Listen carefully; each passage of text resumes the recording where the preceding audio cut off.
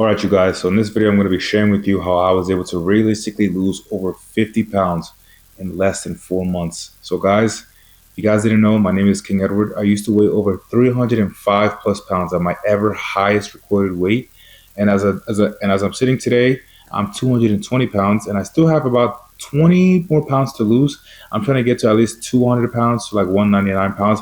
I just want to hit the two O's, like the 205. I'll be okay with 209. Honestly, no, I wouldn't be okay with 209, but I want to get to at least 200 to 205. That's my target goal range. But yeah, guys, I want to be sharing with you how I was able to lose over 50 plus pounds, guys. Because I'm not gonna lie, if I knew the information that I knew now, I definitely would have seen a lot of progress quicker. And what I mean by quicker, I mean that I would not have had so many plateaus because, especially when you're doing this shit by yourself, you're gonna be doing a lot of trial and error, trying different things out, and some things may work, some things may not work for you. So it's really, really important to have like a good system in place. So I'm just going to be sharing with you my overall system that helped me lose a lot of weight, especially towards the end of my, like, the majority of my weight loss. Like I said, 50 plus pounds. The majority of my weight that I lost was simply by following these key information that I'm going to share with you. And the first thing, guys, that I did was I made sure I was eating consistently the same food that I enjoyed eating.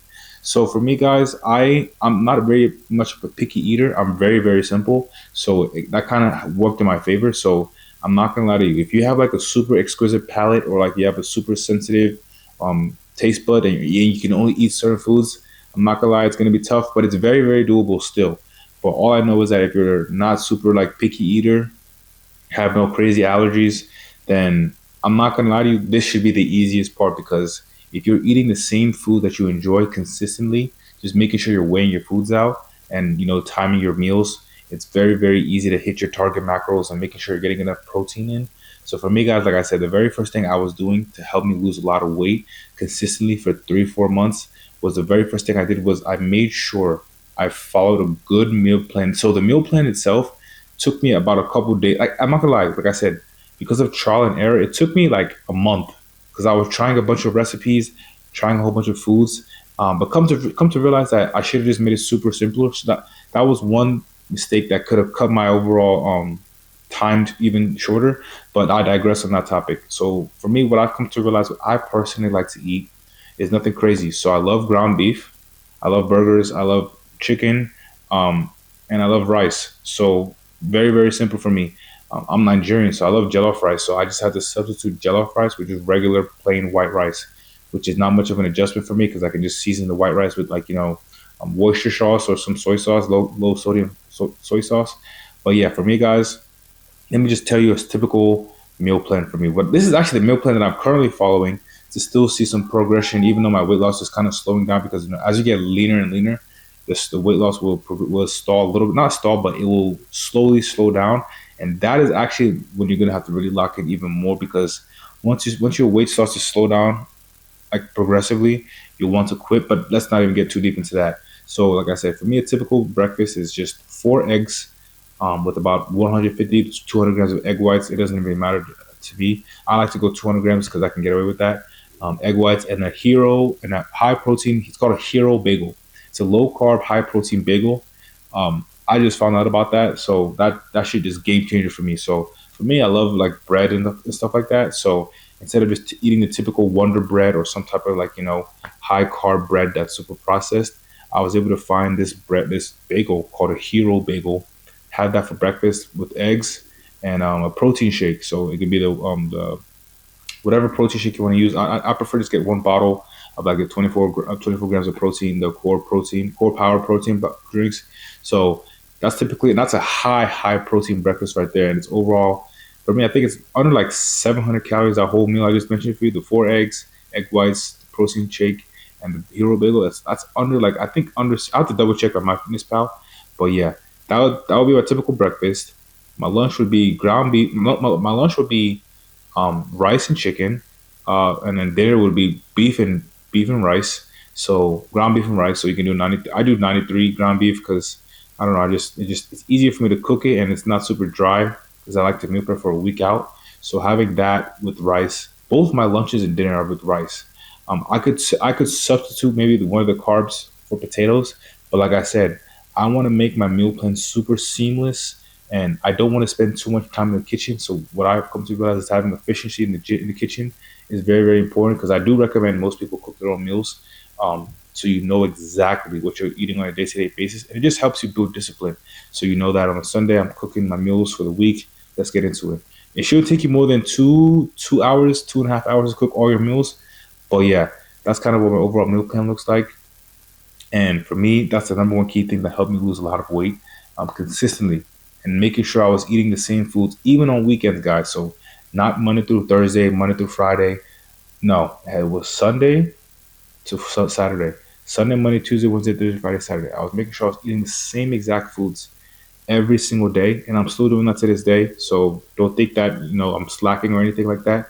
Um, and and if you want to have a cheat day or a cheat meal, like you want to have a break from your meals, I would honestly just say once a month. So pick 1 month, pick one day out of the month, and literally circle it on a calendar so you know. Okay, and I obviously recommend towards the end of the month, because you don't want to do you don't want to do it at the first day of the month, because that's just not going to set you up for success to start your month off eating a bunch of cheat meals. But I definitely recommend, if you're like I do one cheat meal a month, um, just to keep your sanity, I guess. But honestly, I don't even need it. So if I don't have a cheat meal month if I don't need it. If I don't feel like I need it, if I'm craving something, if I'm not craving something unhealthy, I won't even have a cheat month. So for me, I'm not gonna lie, I saw the most progress when I had no cheat meals or cheat days throughout the month. I just kept eating the same foods week in and week out for months. And before you know it, the time goes by and you'll see your abs, you'll see definition, you'll see you losing weight. So guys, it's really important to just making sure you're eating consistently in a high protein calorie deficit. Second thing, guys, is making sure you're getting some activity level in. So for me, guys, like I said, you don't have to be like me. I go to the gym 5 6 days a week. But if you're really doubting on your nutrition, you can literally go to the gym 3 to 4 days a week and have like maybe 1 or 2 cardio sessions on top of those 3 to 4 days a week in the gym.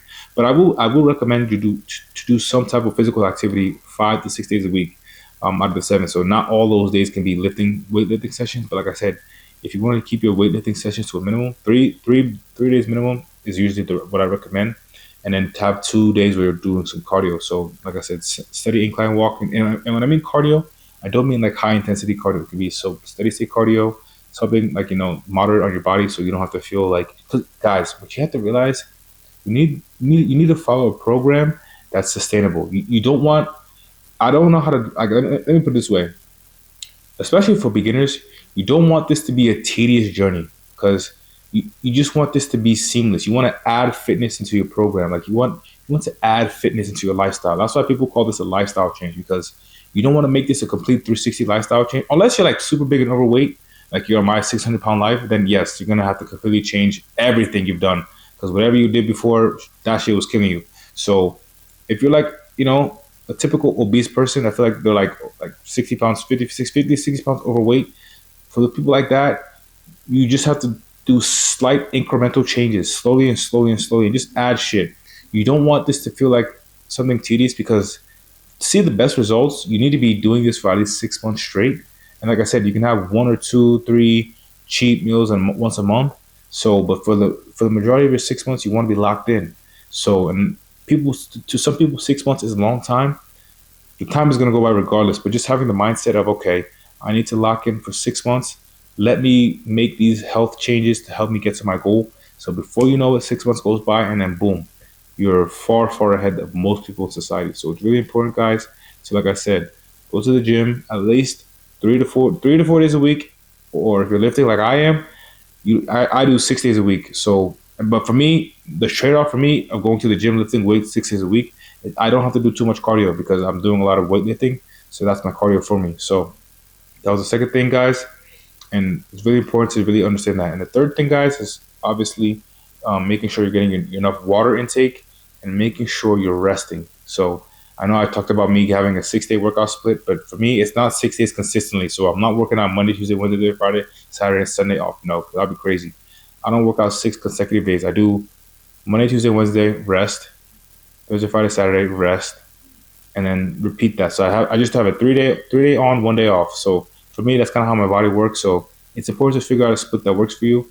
But like I said, making sure you're getting enough rest, so you don't like outburn yourself and just like want to give up completely, and want to just have like a a breakdown.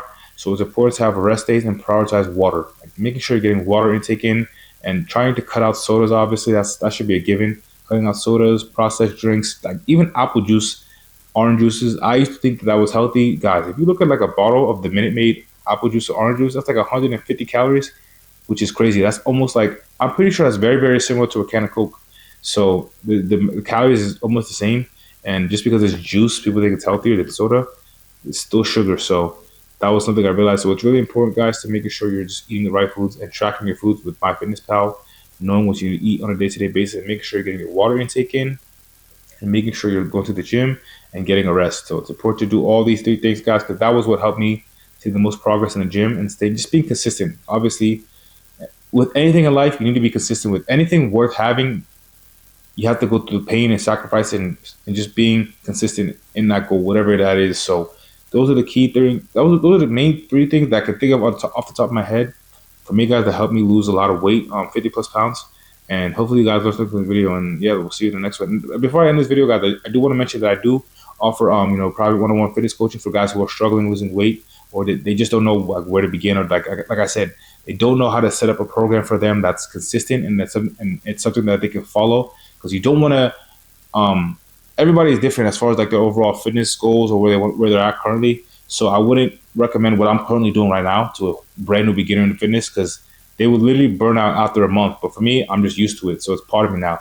So it's really important to understand people's like levels and gauge where they're at and cater like a plan for them to help them still see the results that they're looking for. And usually it's like usually for most people, if they're able to have a coach with them for 6 months, they will see a lot of progress. So I do offer a program to help people lose weight, the 6 month program. That's the minimum I do, because I feel like to see the most results and really, really see your results that you're looking for, you need at least 6 months. So I do offer that, guys. So if you're interested in that, make it about book a call to see if I can help you out. But yeah, man, that's all I got for this video.